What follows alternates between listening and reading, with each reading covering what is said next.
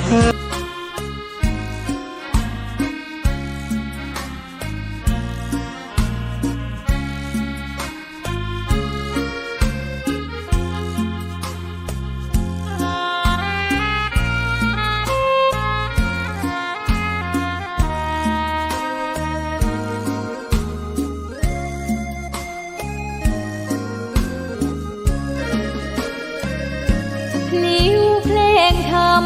ถูกถ้อยคำเข้าถึงจิตใจฟังรายการวิทยุเสียงใสส่งถึงใจไปสู่ปลายนาสารธรรมน้อมนำมองพระศาสดาบอกผู้คนทั่วลาหันมาเข้าวัดฟังธรรมคลื่นเสียงนี้เป็นคลื่นธรรมะจากใจสุขศรัทธารวมสามัคคีพี่น้องพระสิงห์ในแดนสถานเจริญสุขศรัทธาสาธุชนพุทธบริษัททุกท่านวัดพันอ้นขอเชิญทุกท่านรวมใจเป็นหนึ่งเดียวเพื่อทำบุญทอดพระป่าสามัคคีร่วมกันสร้างพุทธมณฑลจังหวัดเชียงใหม่ตั้งอยู่ที่บ้านโทกเสือตำบลดอยหล่ออำเภอดอยหล่อจังหวัดเชียงใหม่ในเนื้อที่190 ไร่กำหนดทอดพระป่าสามัคคีในวันพุธที่12มิถุนายน2567เวลา 14 นาฬิกาณศาลาอเนกประสงค์อมรธรรมทัศน์ศรัทธาอุปถัมภ์โดยวัดพันอ้นรับเป็นเจ้าภาพสร้างอาคาร2 หลังคือ 1. อาคารสำนักงานพุทธมณฑลจังหวัดเชียงใหม่ขนาดกว้าง12 เมตรยาว16 เมตร 2. อาคารหอประชุมคณะสงฆ์จังหวัดเชียงใหม่ขนาดกว้าง12 เมตรยาว28 เมตรใช้งบในการก่อสร้างจำนวน5,187,969 บาทกำหนดสร้างให้แล้วเสร็จในวันที่6 กันยายน 2567 นี้จึงเจริญพรขอเชิญศรัทธาสาธุชนทุกท่านร่วมกันทำบุญคนละเล็กคนละน้อยเพื่อให้อาคารทั้ง2 หลังนี้แล้วเสร็จตามเวลาที่กำหนดขออนุโมทนาสาธุการในกุศลเจตนาของทุกท่านไว้ในโอกาสนี้ขอเจริญพรสาธุชนทั่วไทยเข้ามาทำบุญร่วมทอดผ้าป่าเชิญมาที่วัดพันอ้น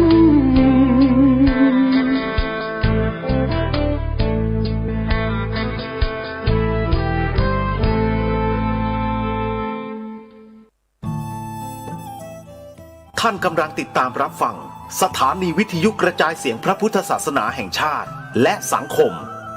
คลื่นเพื่อการศึกษาพระพุทธศาสนาและวัฒนธรรมระบบ FM 104.5 เมกะเฮิรตซ์รายการต่อไปเป็นรายการคดีโลกคดีธรรม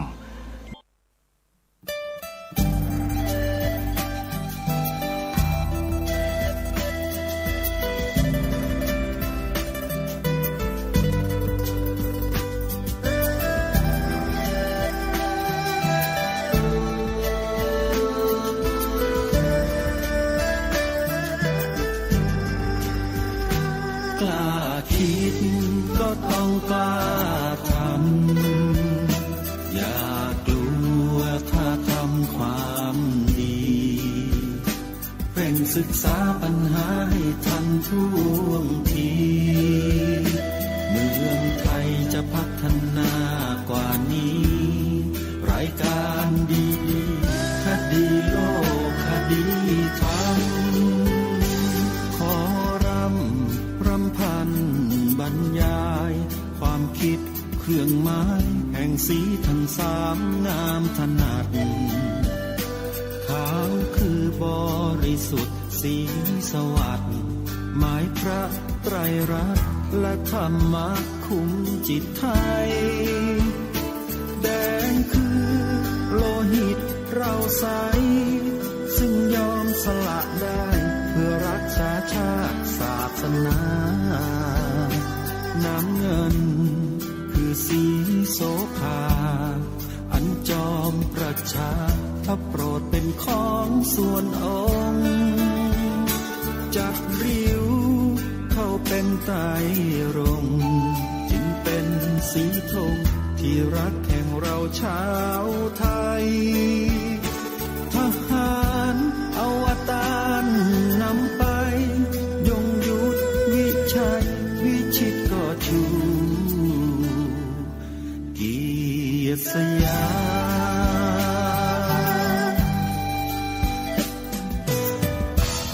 ประเทศไทยที่เจริญมั่นคงมาได้จนถึงทุกวันนี้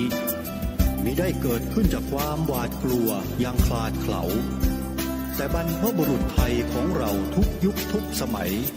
ล้วนแต่มีความกล้าหาญและชาญฉลาด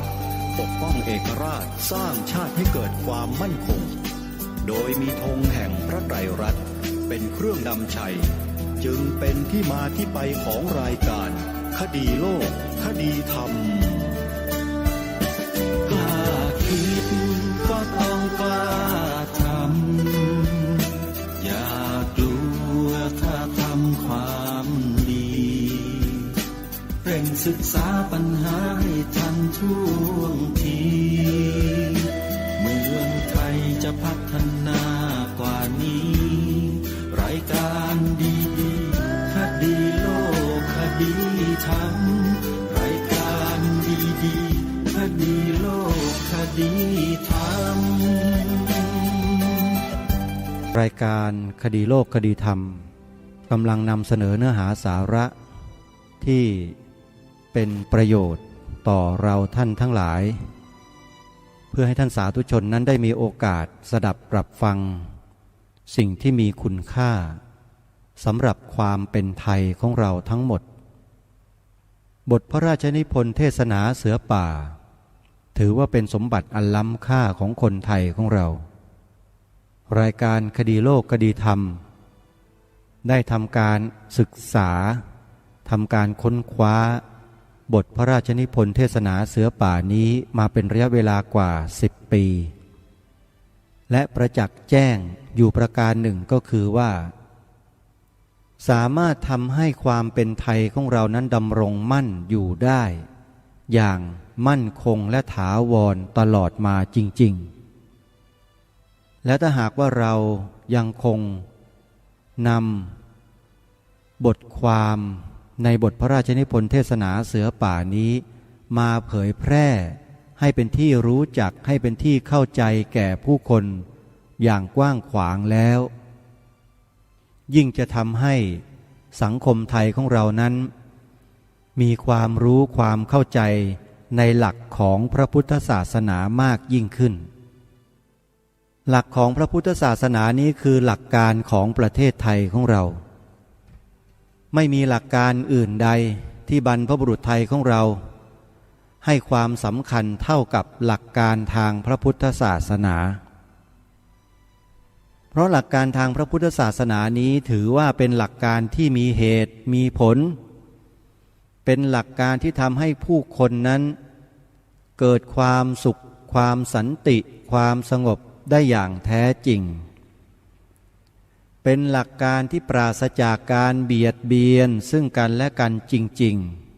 ๆเป็นหลักการที่เหมาะสมกับโลกทุกยุคทุกสมัยจริงๆบรรพบุรุษไทยของเราแต่โบราณมาจนกระทั่งถึงปัจจุบันจึงให้ความสำคัญต่อสิ่งนี้มากกว่าสิ่งอื่นใดในโลกแต่ท่านสาธุชนทั้งหลายทุกวันนี้ความรู้สึกนึกคิดของผู้คนที่ถูกดึงไปโดยสื่อต่างๆทำให้สมบัติของชาติหลักการของชาติของแผ่นดินไทยของเรานี้เริ่มที่จะถูกเมิน จากผู้คนในสังคมมากยิ่งขึ้นเพราะผู้คนในสังคมนั้นไปหยิบฉวยเอาพวกวัตถุที่ไม่มีสาระมาเป็นสารณะที่พึ่งแทนหลักการของแผ่นดินของชาติตัวเองซึ่งมีมากว่า 2,500 ปีน่าเสียดายอย่างยิ่งที่มนุษย์ทุกวันนี้หลอกมนุษย์ด้วยกันแบบง่ายๆแบบนิ่มๆแบบไม่รู้สึกรู้สาถึงผลที่จะเกิดขึ้นตามมาข้างหน้าว่ามันจะเกิดอะไรขึ้นทุกคนหวังมุ่งแต่ประโยชน์ใส่ตัวเองกันทั้งนั้นไม่มีใครที่คิดจะเสียสละตัวเองความสุขของตัวเองให้กับส่วนรวมให้กับประเทศชาติให้กับพระศาสนาของตัวเท่าที่ควรนักหลักการในทางพระพุทธศาสนานี้แม้แต่องค์บูรพมหากษัตริยาธิราชเจ้าแต่ละพระองค์ก็ทรงยกย่องทรงเทิดทูนบูชาไว้เหนือกว่าศาสนาอื่นๆใดในโลกและเป็นอย่างนี้ทุกพระองค์เราในฐานะที่เป็นลูกหลานไทยเป็นประสบนิกรชาวไทยภายใต้เบื้องพระยุคลบาทของพระองค์ท่านเราจะแปรเปลี่ยนไปเป็นอื่นได้อย่างไรลองใช้สำนึกขั้นพื้นฐานพิจารณาดูในข้อนี้เถิดท่านทั้งหลายและโดยเฉพาะท่านจงพิจารณาฟังบทพระราชนิพนธ์เทศนาเสือป่านี้ดูแล้วท่านจะรู้ว่าสิ่งที่ทางรายการพูดมานี้จริงหรือไม่วันนี้จะเสนอเป็นกันที่14มีชื่อว่าปฐมสิกขาบทแต่จะได้ดัดแปลงตัวของตัวเองได้นั้นก็หาไม่คนที่ใช้สติปัญญาเพื่อคิดของช่วยตนเองได้มากเช่นเครื่องจักรเครื่องยนต์ต่างๆเป็นต้นได้ตรวจค้นหาวิชาความรู้เพิ่มเติมได้มากขึ้นเพื่อบำรุงความสุขสำราญของคนเราทั้งหลายมีวิชารักษาโรคภายในกายให้ดีขึ้นกว่าแต่ก่อนเป็นต้นยังได้กลับค้นคว้าหาได้ของซึ่งเคยเลื่อมใสมาแล้วบางอย่างกลับมาใช้เป็นประโยชน์ดีแก่คนในสมัยนี้ก็มีเหมือนกันแต่ส่วนจิตของตัวเองหรือมโนนั้นยังหาได้มีผู้ใดจัดการเปลี่ยนแปลงแก้ไขให้ผิดแปลกไปจากเก่าไม่ยังหาได้มีผู้สามารถที่จะเปลี่ยนแปลงความเป็นไปภายในของมนุษย์แท้ๆนั้นไม่ข้อนี้ย่อมมีพยานปรากฏให้เห็นได้แม้คนเราที่อยู่ในต่างประเทศยุโรปได้กระทำความเจริญให้บังเกิดในวิชาทุกสถานแล้วและได้บัญญัติข้อบทกฎหมายขึ้นไว้เพื่อเป็นบรรทัดสำหรับความประพฤติอันดีแท้ทุกอย่างแล้วในที่สุดได้บัญญัติกฎหมายชนิดหนึ่งขึ้นซึ่งเรียกกันว่ากฎหมายนานาประเทศความปรารถนาอันนี้คืออะไรคือจะตัดความวิหิงสาฆ่าฟันกันผู้ที่คิดบัญญัติกฎหมายนานาประเทศขึ้นก็เชื่อว่าจะให้ทุเลาความเหี้ยมโหดซึ่งมนุษย์ทำแก่มนุษย์ด้วยกันยิ่งเสียกว่าสัตว์เดรัจฉานทำแก่สัตว์เดรัจฉานด้วยกันก็บรรดาสัตว์ในโลกนี้ไม่มีสัตว์ชนิดใดจะดุร้ายยิ่งกว่ามนุษย์เพราะฉะนั้นผู้ที่มุ่งดีต่อเพื่อนมนุษย์จึงคิดหาวิธีหนทางต่างๆเพื่อบรรเทาความดุร้ายอันมีอยู่ในใจของมนุษย์ทุกคนจึงคิดหาวิธีบรรเทาความมุ่งร้ายต่อกันและกันซึ่งมีมาเป็นลำดับ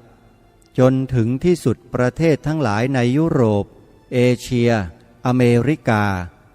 ได้ประชุมพร้อมกันเป็นหลายครั้งเพื่อจะทำสัญญาแก่กันในการที่จะบัญญัติข้อความบางอย่าง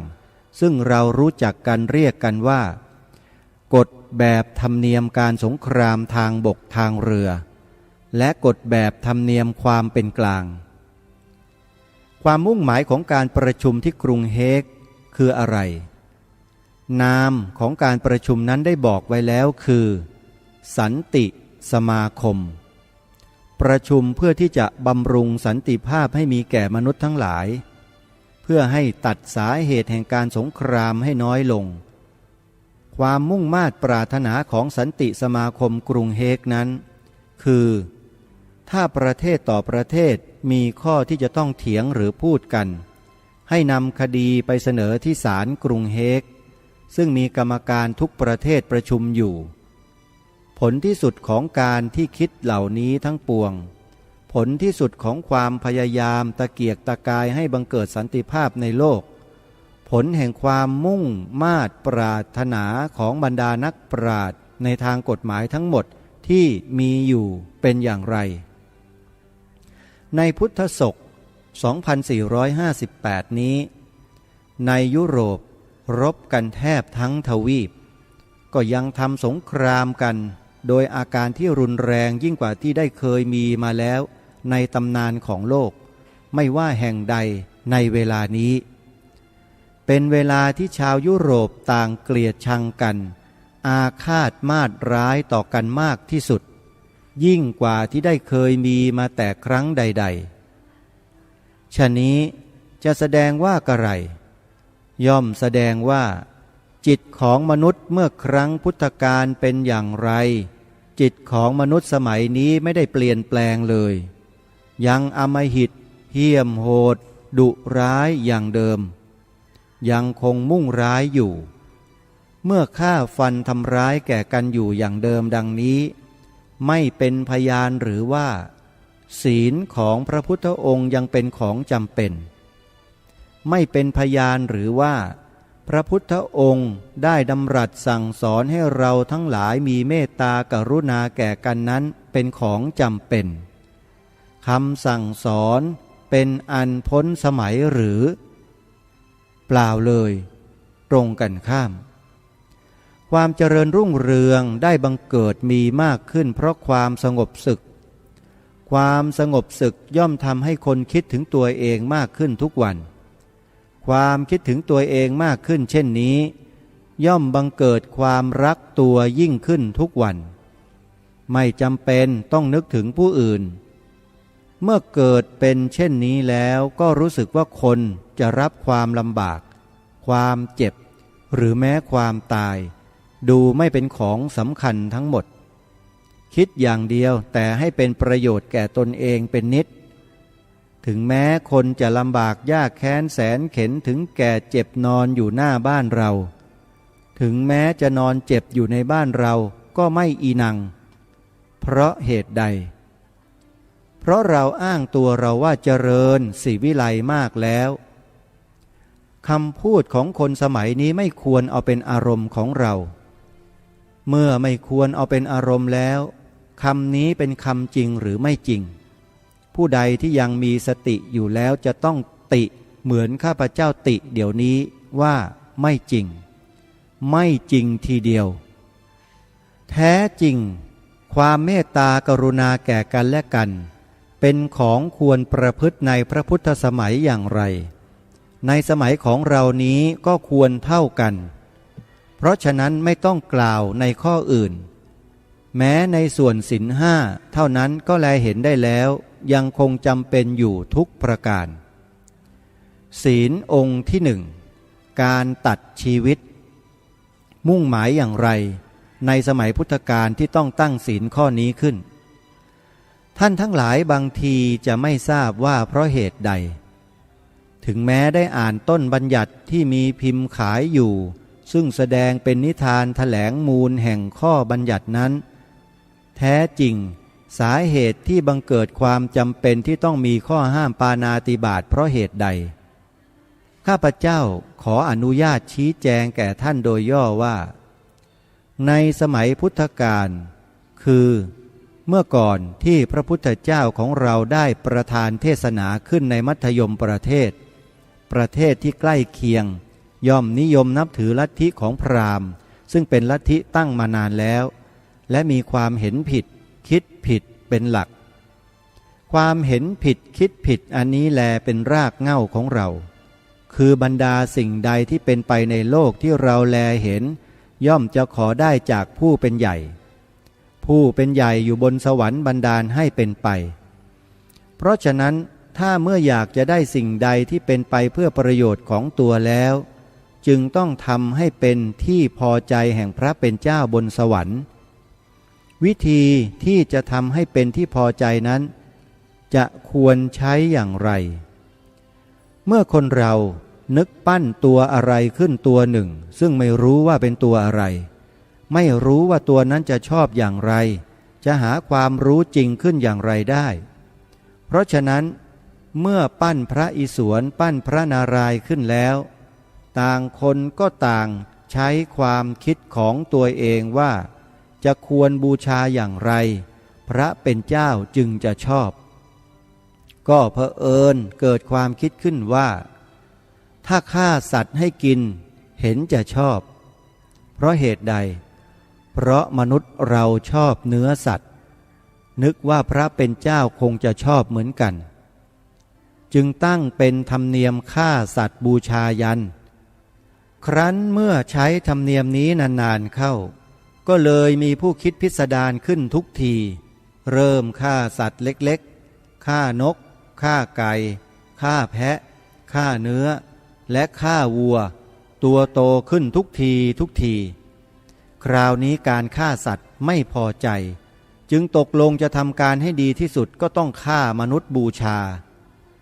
ความคิดเช่นนี้เป็นความคิดที่ชั่วร้ายปานใดเราทั้งหลายต้องแลเห็นและนึกรู้ว่าในสมัยนั้นเขาไม่รู้การดำเนินจิตอย่างไรจนถึงกับฆ่าคนการที่เขาหาวิธีคิดฆ่าคนบูชายันนั้นมิใช่เขาไม่มีข้อแก้ตัวเมื่อไหร่เขามีเหมือนกันเขาแก้ว่าคนหนึ่งย่อมตายสละชีวิตเพื่อช่วยให้ความสุขแก่ชนหมู่มากเช่นนี้ผู้ที่เสียชีวิตนั้นเองกลับเป็นผู้ที่ได้บุญมากกว่าผู้อื่นความคิดเช่นนี้มิใช่จะมีแต่ในหมู่พราหมณ์ก็หามิได้ถึงแม้พวกยิวก็มีอยู่เหมือนกันตลอดมาจนการบัดนี้พระเยซูได้พิจารณาข้อนี้แลเห็นแล้วก็ไม่รู้ว่าจะทำอย่างไรความประสงค์ต้องการจะแสดงว่าตนเป็นผู้มาจากบนสวรรค์เป็นลูกพระเป็นเจ้ารับคำสั่งพระเป็นเจ้ามาถ้าเอาเยซูเป็นแบบบูชายันแล้วจะล้างบาปได้ทั้งหมดจึงเกิดเป็นศัพท์ที่เราเรียกว่าพระเยซูเป็นผู้รับบาปเพื่อจะให้เลิกการเอาชีวิตมนุษย์บูชายันนี้เองส่วนพระพุทธศาสนาของเราก็มีข้อปรารถนาที่จะตัดเรื่องเอามนุษย์บูชายันนี้ออกเหมือนกันจึงต้องบัญญัติศีลองค์ที่หนึ่งนั้นให้ไว้แต่นอกจากนี้ยังมีอีกถ้าหากว่าจะมุ่งเพียงตัดความประพฤติโดยเข้าใจผิดอย่างเดียวเท่านั้นยังหาพอไม่แท้จริงศีลอันนี้ย่อมกินความลึกซึ้งท่านผู้ใดที่เคยบวชเรียนและได้ศึกษาวินัยบัญญัติอยู่บ้างคงทราบแล้วว่าแม้แต่ทารกที่ยังอยู่ในครรภ์มารดาฆ่าก็เป็นบาปเหมือนกันข้อนี้ท่านทั้งหลายคงจะทราบอยู่บ้างทุกคนแต่น้อยคนที่จะได้ตริตรองและศึกษาว่าเป็นเพราะเหตุอย่างไรที่พระพุทธศาสนาต้องมีข้อบัญญัติแจ่มแจ้งเช่นนี้ก็โดยเหตุอันเนื่องจากความนิยมอีกอย่างหนึ่งของพราหมณ์คือเขาแบ่งมนุษย์เป็น4ชาติเป็นชาติพราหมณ์หนึ่งชาติกษัตริย์คือนักรบหนึ่งชาติแพทย์คือคนค้าขายหนึ่งชาติสูตรคือคนทำงานหนึ่งรวมเป็น4ชาติคน4ชาตินี้จะสมัครสมาคมกันด้วยอาการใดๆไม่ได้ทั้งสิ้นและฝ่ายพวกพราหมณ์เพื่อรักษาชาติของเขาให้บริสุทธิ์เขาได้บัญญัติไว้ว่าหญิงที่มีสามีแล้วถ้าสามีตายห้ามไม่ให้มีสามีอีกเพื่อฝึกให้นิสัยเคยส่วนหญิงที่ยังไม่มีชายแตะต้องเลยนั้นให้มีธรรมเนียมแต่งงานตั้งแต่อายุชาย6 ขวบและหญิง5 ขวบก็มีต ตั้งแต่อายุ3 ขวบหญิง1 ขวบก็มีผลของการนี้จะเป็นอย่างไรผู้ที่แต่งงานกันตั้งแต่เยาว์ก็ดีหรือมั่นกันไว้ตั้งแต่ยังเด็กก็ดีเมื่อฝ่ายชายได้ล้มตายไปหญิงที่แต่งงานกับชายอายุ6 ขวบนั้นก็ต้องเป็นม่ายตลอดชีวิตคือตั้งแต่อายุ 5 ขวบเป็นต้นไปขอจงคิดให้ดีเมื่อการเป็นเช่นนี้หญิงจะเป็นอย่างไรถ้ามีผัวเข้าแล้วเขาเรียกว่าขาดชาติคือเขาตัดเสียเหมือนพระขาดบาตร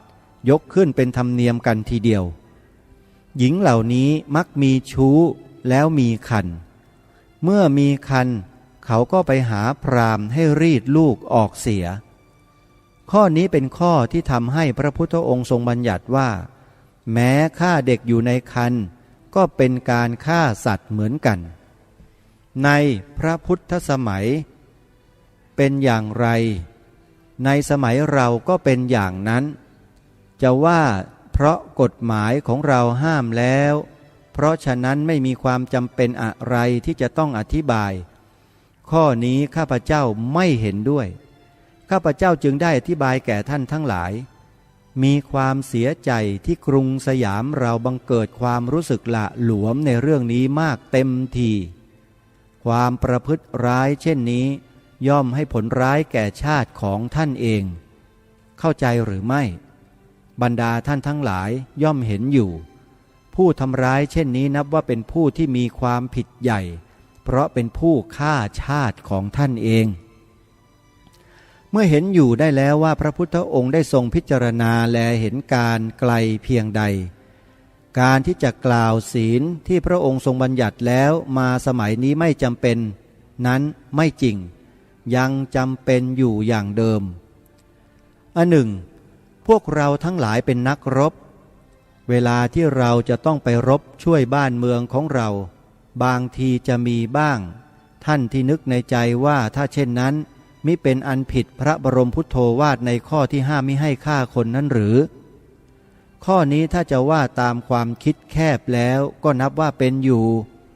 แต่มีข้อหนึ่งซึ่งต้องชำเลืองดูคือเราทั้งหลายไม่มีเลยสักคนเดียวที่จะตั้งใจไปรบพุ่งชิงแดนของผู้อื่นเราเตรียมไว้พร้อมสำหรับทำการเพื่อเป็นรั้วบ้านของเราต่างหากเพราะฉะนั้นจะว่าตั้งใจเตรียมฆ่าคนอย่างไรได้เราประพฤติตัวเหมือนหนึ่งคอยป้องปัดเครื่องประหารอันผู้มีจิตเจตนาชั่วร้ายจะมาประหารชาติเราไม่ได้ตั้งใจที่จะคอยฆ่าฟันผู้อื่น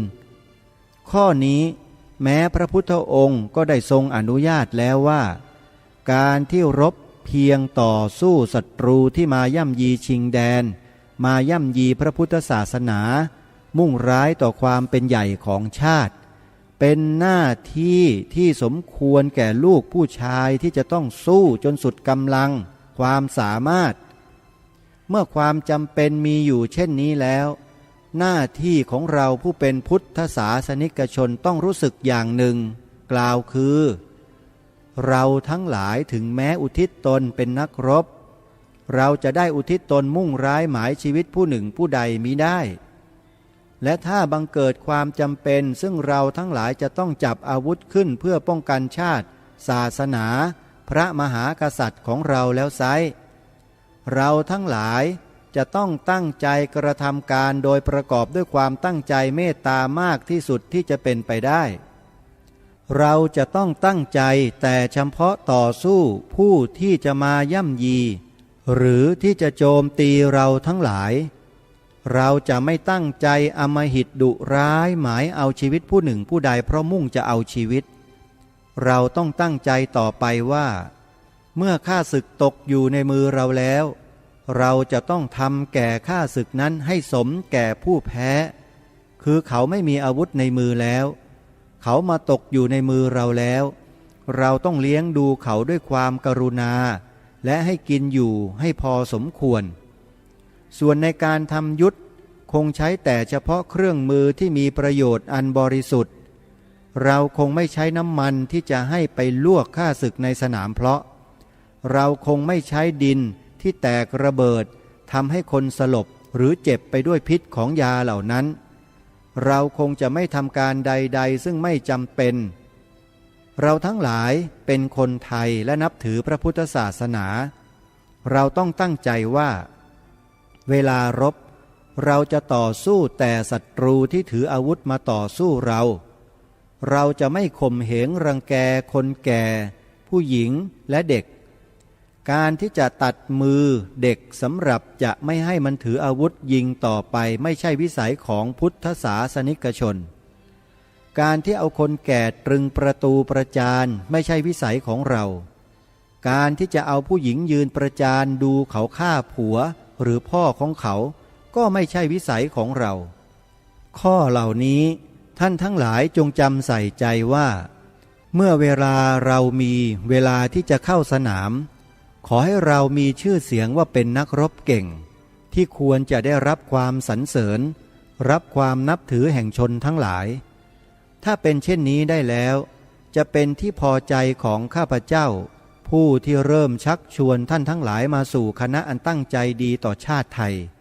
และตั้งใจดีต่อบ้านเมืองไม่ว่าเป็นชาติไรเช่นนี้จึงจะสมแก่เราซึ่งเป็นผู้ดำเนินตามในรอยพระบาทสมเด็จพระบรมศาสดาจารย์ผู้ที่ทรงพระมหากรุณาแก่มนุษย์ทั้งหลายหาที่เปรียบมิได้ขอท่านทั้งหลายจงจำรำลึกข้อความเหล่านี้จำใส่ใจไว้เสมอแล้วคงจะไม่เดินไปในวิถีทางที่ผิดชนผู้ฟังทั้งหลายบทพระราชนิพนธ์เทศนาเสือป่ากันนี้องค์พระบาทสมเด็จพระมงกุฎเกล้าเจ้าอยู่หัวตรัสถึงสิกขาบทข้อที่หนึ่งของญาติโยมที่เป็นคฤหัสถ์ทั้งหลายพระองค์ทรงตรัสยืนยันอย่างชัดเจนว่าถึงอย่างไรก็ตามไม่ว่าจะยุคใดสมัยใดก็แล้วแต่ศีลข้อที่หนึ่งสิกขาบทข้อที่หนึ่งคือปานาติปาตาเวรมณีสิกขาปทังสมาธิยามินี้ก็ยังมีความจำเป็นสำหรับมนุษย์ในทุกยุคทุกสมัยพระองค์ทรงยกตัวอย่างอุปมาอุปไมยให้เห็นชัดเจนถึงข้อปฏิบัติของคนยุคปัจจุบันโดยเฉพาะในยุคสมัยของพระองค์ท่านที่ชาวยุโรปมีการรังเกียจกันเข็นฆ่ากันทำลายล้างชีวิตกันยิ่งกว่าสมัยใดๆที่เกิดขึ้นเป็นความเกลียดชังเป็นความที่ไม่รู้จักจิตใจที่มีเมตตาต่อกันเลยฆ่ากันอย่างโหดเหี้ยมทารุณที่สุดจนกระทั่ง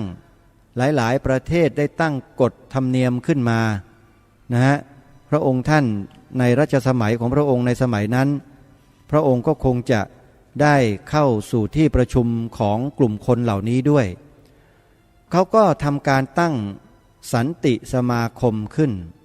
เพื่อที่จะพูดจากันแล้วก็หาทางออกไม่ให้มนุษย์ในโลกนี้เข็นฆ่าทำลายชีวิตซึ่งกันและกันก็ปรากฏสัญญาหรือว่าเป็นข้อกฎหมายหรือกฎแบบธรรมเนียมความเป็นกลางอะไรต่างๆเนี่ยให้เกิดขึ้นซึ่งในยุคนี้ก็คือองค์การสหประชาชาตินั่นเองพัฒนามาเป็นองค์การสหประชาชาติเพื่อที่จะร่างกฎบัตรขึ้นมาให้กับประเทศต่างๆได้ถือปฏิบัติให้เป็นแบบเดียวกันพระองค์ก็ทรงตรัสบอกว่าที่เขาทำเช่นนี้นั้นแสดงว่าอะไรย่อมแสดงว่าจิตมนุษย์เมื่อครั้งพุทธกาลเป็นอย่างไรจิตของมนุษย์สมัยนี้ไม่ได้เปลี่ยนแปลงเลยยังอำมหิตเหี้ยมโหดดุร้ายอย่างเดิมยังคงมุ่งร้ายอยู่เมื่อฆ่าฟันทำร้ายแก่กันอยู่อย่างเดิมดังนี้ไม่เป็นพยานหรือว่าศีลของพระพุทธองค์ยังเป็นของจำเป็นไม่เป็นพยานหรือว่าพระพุทธองค์ได้ดำรัสสั่งสอนให้เราทั้งหลายมีเมตตากรุณาแก่กันนั่นเป็นของจำเป็นคำสั่งสอนเป็นอันพ้นสมัยหรือ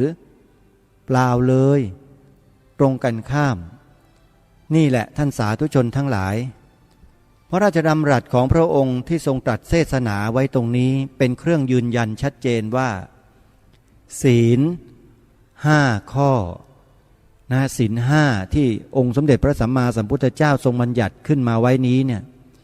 มีความจำเป็นอยู่เสมอไม่มีคำว่าล้าสมัยเพราะเป็นพยานอยู่ในตัวของศีลเอง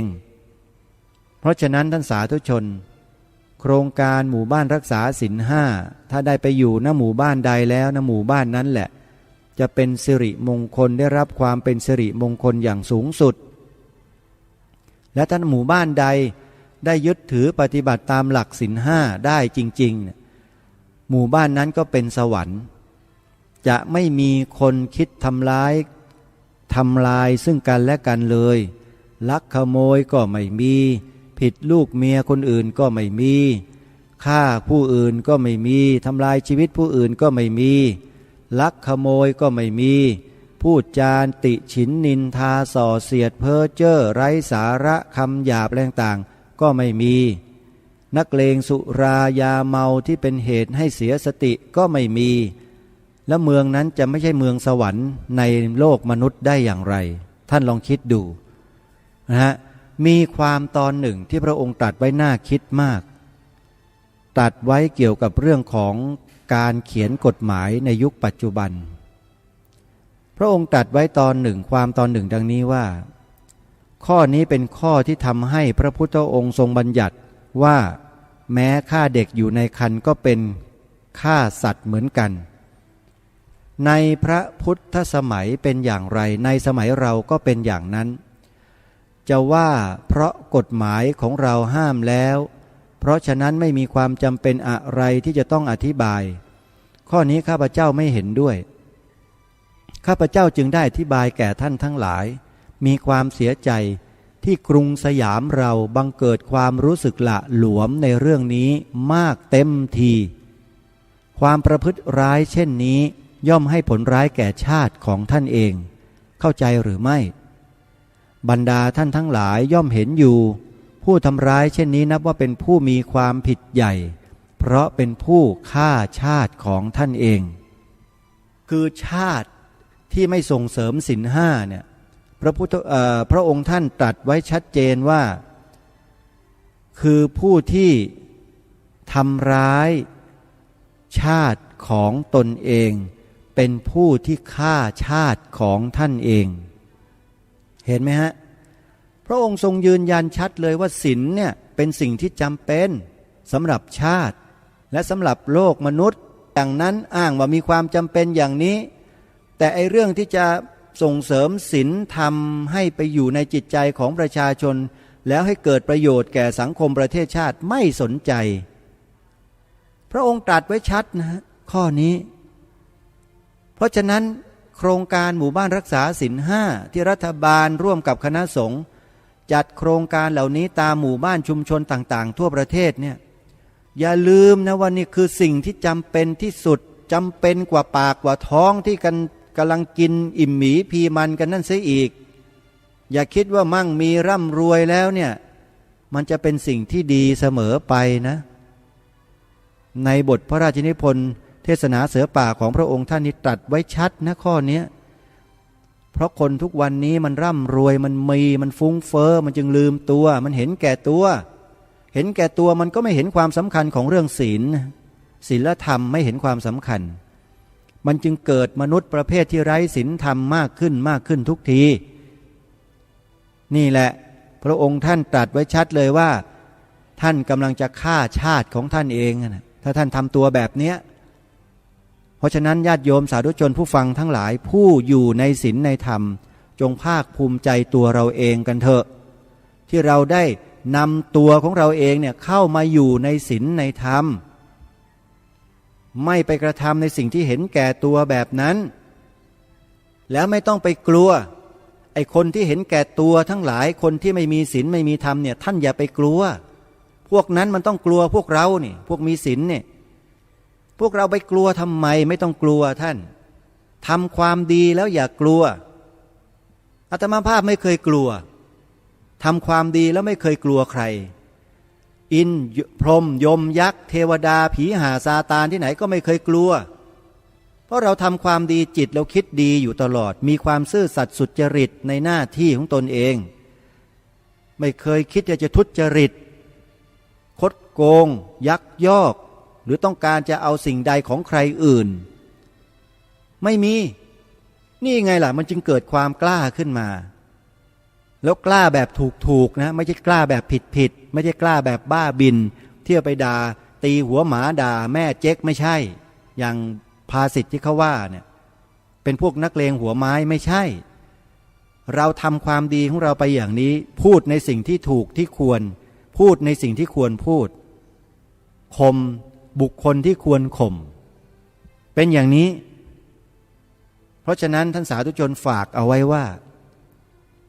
ช่วยกันศึกษาบทพระราชนิพนธ์เทศนาเสือป่านี้หลายรอบแล้วเราจะกลับมาเป็นไทยเหมือนเดิมเราจะกลับเป็นไทยเหมือนเดิมแล้วยังมีอีกหลายสิ่งหลายอย่างนะที่เราจะต้องทำกันอีกเยอะทางรายการคดีโลกคดีธรรมนี่เตรียมเอาไว้หมดแล้วหลังจากจบบทพระราชนิพนธ์เทศนาเสือป่าแล้วเดี๋ยวมีสิ่งใดมาต่อท่านคอยติดตามรับฟังให้ดีท่านสาธุชนทั้งหลายวันนี้เวลาของรายการก็หมดลงแล้วต้องขอสมมุติยุติไว้แต่เพียงเท่านี้รับฟังกันใหม่ในวันต่อไปวันนี้เวลาหมดลงแล้วขอสมมุติยุติไว้แต่เพียงเท่านี้ขอความสุขสวัสดีจงมีแด่ท่านผู้ฟังทุกท่านทุกคนเทินขอเจริญพร